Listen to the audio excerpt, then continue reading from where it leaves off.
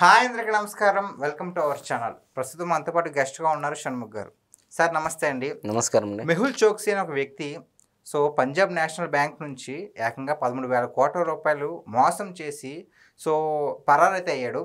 అతను బెల్జియంలో అరెస్ట్ అయితే జరిగింది. అతను అసలు ఏం జరిగింది? మెహుల్ చోక్సీ నాకు తెలిసి భారతదేశంలో ఇతను కూడా ఒక పన్ను ఎగవేతదారులు లేకపోతే బ్యాంకులు మోసం చేసిన దాంట్లోనూ టాప్ 10 లిస్ట్ తీస్తే మొదటి టాప్ 5 లిస్టులోనే ఉండేటువంటి వ్యక్తి మెహుల్ చోక్సీ. ఇతను వజ్రాల వ్యాపారి.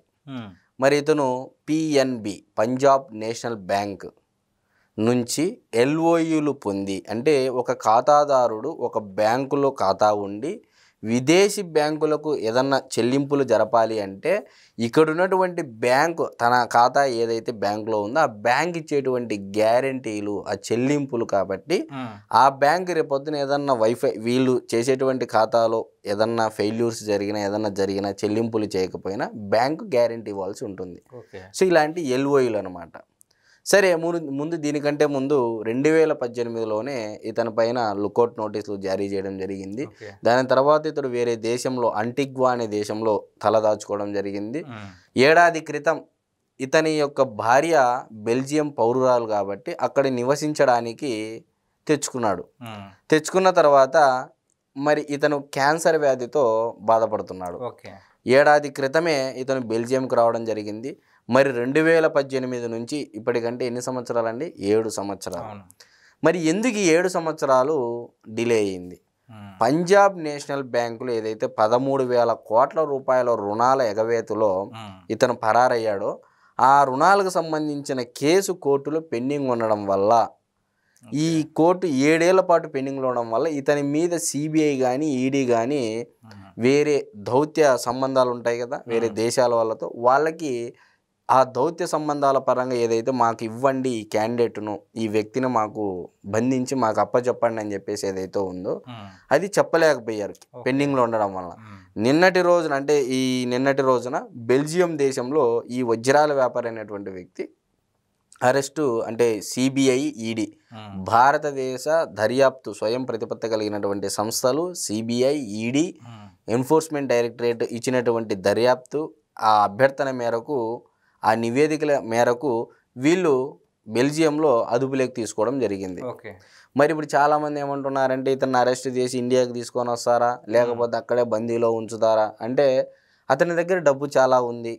డబ్బు చాలా ఉండడం వల్ల మంచి లాయర్లను పెట్టుకుంటాడు.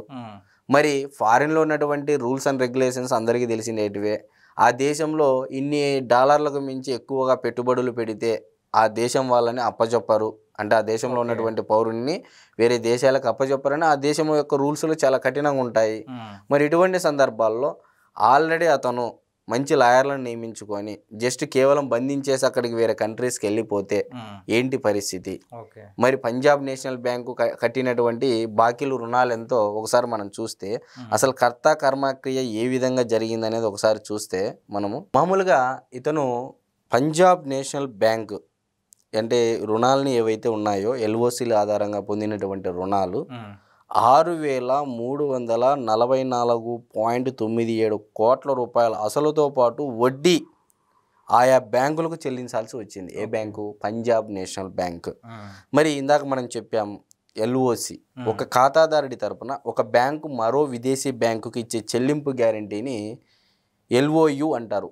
ఒకవేళ ఖాతాదారుడు విదేశీ బ్యాంకుకు చెల్లింపు జరపడంలో విఫలమైన పక్షంలో ఎల్ఓయు జారీ చేసిన బ్యాంకే ఆ చెల్లింపు జరపాల్సి ఉంటుంది. ఇది ఇక్కడ స్కామ్. మరి ఎల్ఓయులు ఎఫ్ఎస్సీలతో మోసం చేశాడని చెప్పేసి మెహుల్ చోక్సీని బందీఖానా లేకంటే నిర్బంధించడం జరిగింది, అదుపులోకి తీసుకోవడం జరిగింది.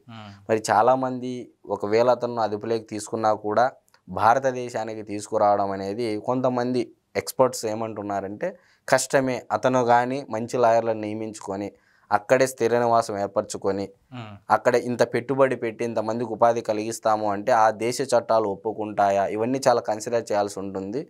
మరి పంజాబ్ నేషనల్ బ్యాంక్ వేసినటువంటి కేసే 7 ఏళ్ళు కోర్టులో ఉందంటే ఈ 7 ఏళ్లలో సెట్ చేసుకున్నాడు అతను ఎక్కడెక్కడ ఏమనేది.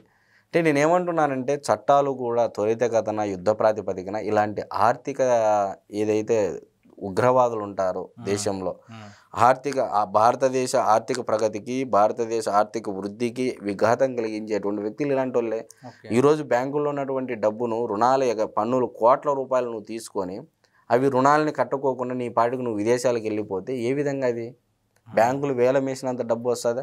తిరిగి అది ఎవరు రూపాయన పన్నుల రూపంలో ప్రజల నుంచి ప్రభుత్వాలు వసూలు చేస్తాయి. మరి చివరగా కేవలం ఒక వ్యక్తి చేసేటువంటి తాలూకు నష్టము కొన్ని కోట్ల మంది ప్రజలు పన్నుల రూపంలో కట్టాల్సి వస్తూ ఉంది. మరి దీనిపైన కూడా భారతదేశ ప్రభుత్వము, అటు కేంద్ర ప్రభుత్వంలో ఉన్నటువంటి బీజేపీ పార్టీ కానీ, ఎన్డీఏ కూటమి కానీ ఇలాంటి వారిపైన ఆర్థిక ఉగ్రవాదులు ఎవరైతే పన్నులు కట్టుకోకుండా ఎగ్గొట్టిన వారు, అదేవిధంగా రుణాలను తీసుకొని ఎగ్గొట్టిన వారిపైన కఠినతరమైనటువంటి చట్టాలు చేయాలి, ఇంప్లిమెంట్ చేసే విధంగా. లేకపోతే ఇప్పుడు చూడండి, ఒక్క పంజాబ్ నేషనల్ బ్యాంకే ఇన్ని 6,344 కోట్ల రూపాయలు చెల్లించిందంటే ఎవరి డబ్బు అది? ఇప్పుడు పంజాబ్ నేషనల్ బ్యాంక్ ఎవరి డబ్బు కట్టి ఉంటుంది? అది ప్రజలు ఫిక్స్డ్ డిపాజిట్ రూపంలో బ్యాంకులో పెట్టుకుంటారు, లేకపోతే బంగారు నిల్వల రూపంలో పెట్టుకొని ఉంటారు, ఇంకో రూపాయన పెట్టుకొని ఉంటారు. మరి వాటి ద్వారానే కదా ఏ బ్యాంక్ అయినా చెల్లించేది. మరి దీనికి కారణం ఎవరు అంటే మోడీ గారికి కూడా, ఇటు ఎన్డీఏ కూటమిలో ఉన్నటువంటి సభ్యులకైనా, అటు కేంద్ర పార్లమెంట్లో ఉన్నటువంటి ఎంపీలకైనా ప్రత్యేకమైన చట్టాలను రూపొందించి కఠినతమైనటువంటి చట్టాలను ఏర్పాటు చేసి ఇలాంటి వారిపైన యుద్ధ ప్రాతిపదికన చర్యలు తీసుకోవాలని నేను కోరుతా ఉన్నాను. థ్యాంక్స్. నమస్తే.